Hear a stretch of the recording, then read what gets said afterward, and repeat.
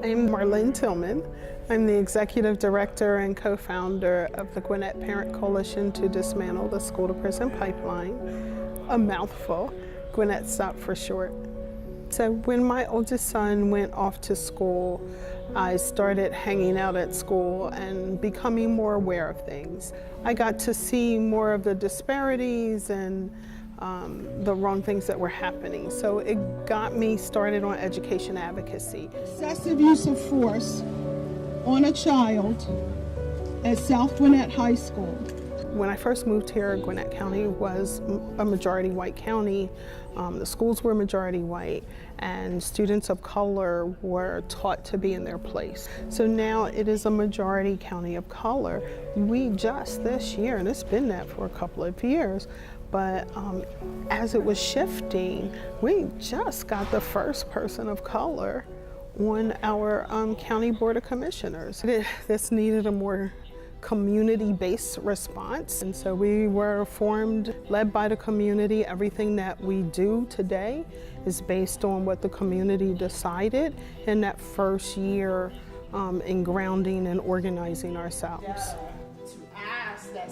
Today is an advocacy meeting when we bring community members, students as well as adults, to talk about forming coalitions to do the advocacy works required to change policy, procedures, and actions inside of our schools that are putting particular demographics, particularly students of color and students with special needs, into the school-to-prison pipeline. It's happening all over Gwinnett as well as in other parts of the country.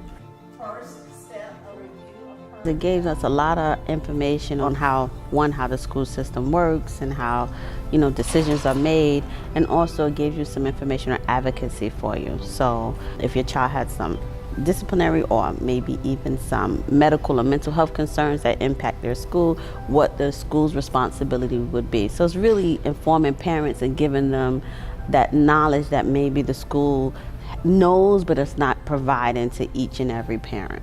But parents always feel like they now have a voice once they've joined in with Gwinnett SToPP or attended our Parent Leadership Institute or one of our workshops. They start to understand, I can push back, I can advocate. And so that feeling that I just have to take it, it no longer really exists. Every one Saturday per month, we have to start to empower. It helps people to let them know that it's okay that they don't understand. We'll help you understand.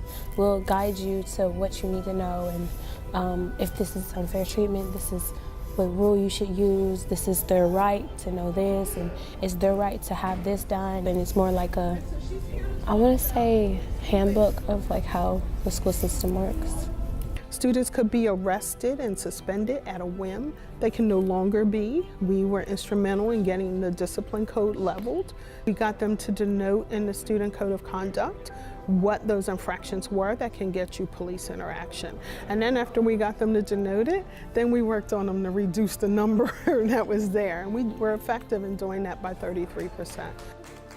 We've had a lot of impact. Our school police had a contact quota. We've eliminated that. And so we've been very, very impactful and in providing parents that voice. And now we're trying to give the same voice to students too.